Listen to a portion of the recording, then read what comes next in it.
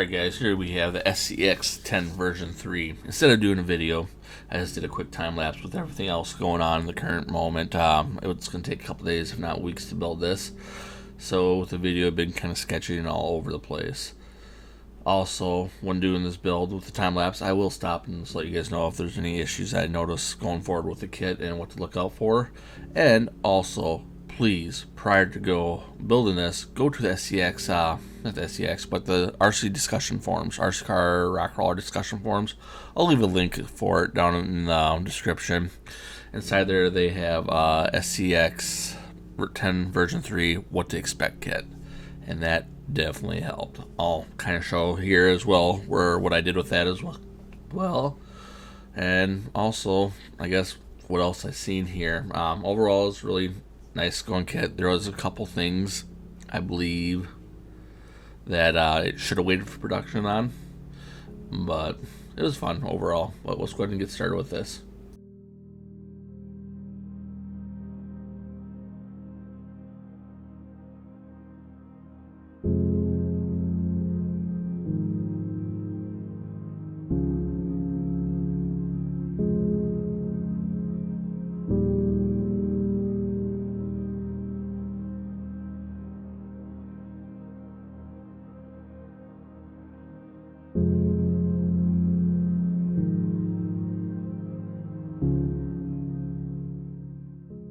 Alright you guys, with these shocks here, it is said to be, or they're saying that they're leaking a lot.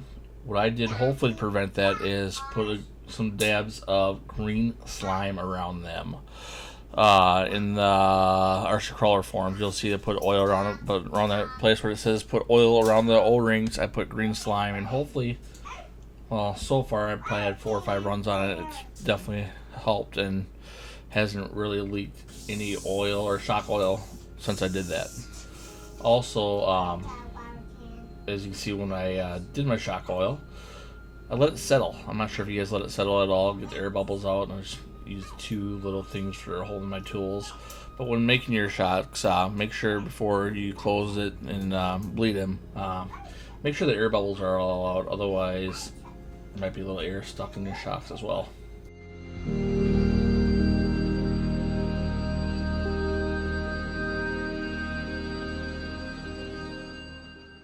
Also, I'm going through the kit here, you guys. You need to pay attention to not the part numbers really on the kit, but the teeth on the gears. When I was putting it together, I thought the gears they looked like they're the same. It's really similar, really close, but one has a little more teeth, one has less teeth. And of course, when putting it together, looking at the manual, it has the same part number. I thought they were the same part. But trying to get the whole transmission, the case at the end together, was not happening. And that was one of the reasons right there, is because I had some of the gears not in the right order. I had to reverse them. So make sure when putting the transmission together, the dig, the 2-speed and everything, don't just look at the part numbers, but also look at the teeth as well. Otherwise, you might have the same issue as I did.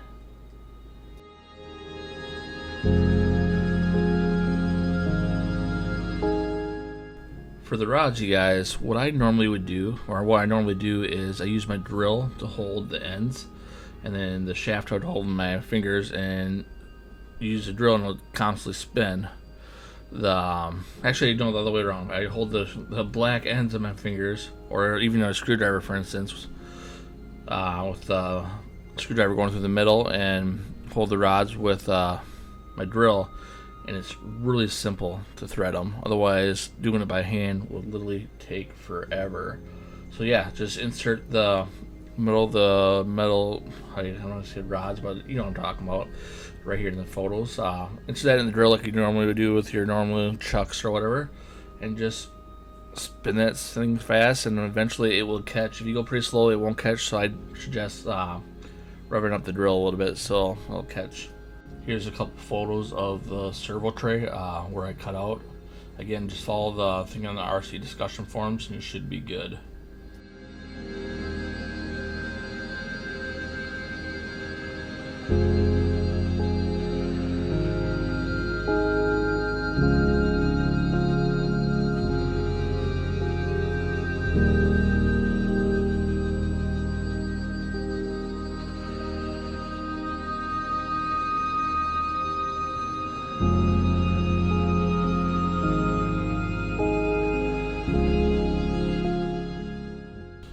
installing the braces on the frame, you guys, biggest thing I would do is leave everything loose. Don't snug it up.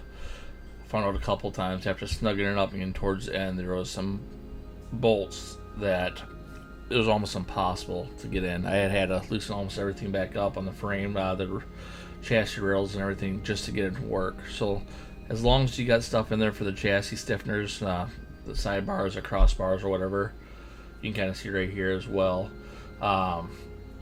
Everything will go on fine, then tighten the last minute. But if you start tightening right away from the beginning, you will have issues with things lining up.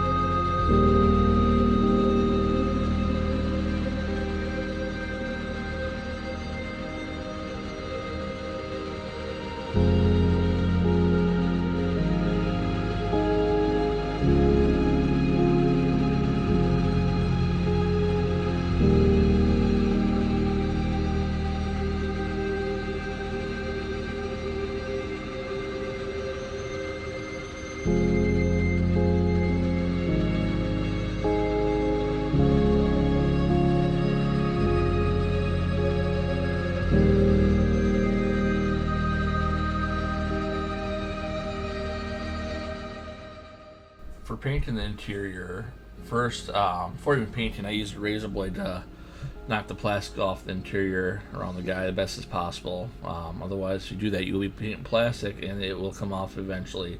So make sure to take off the very, very light layer of plastic.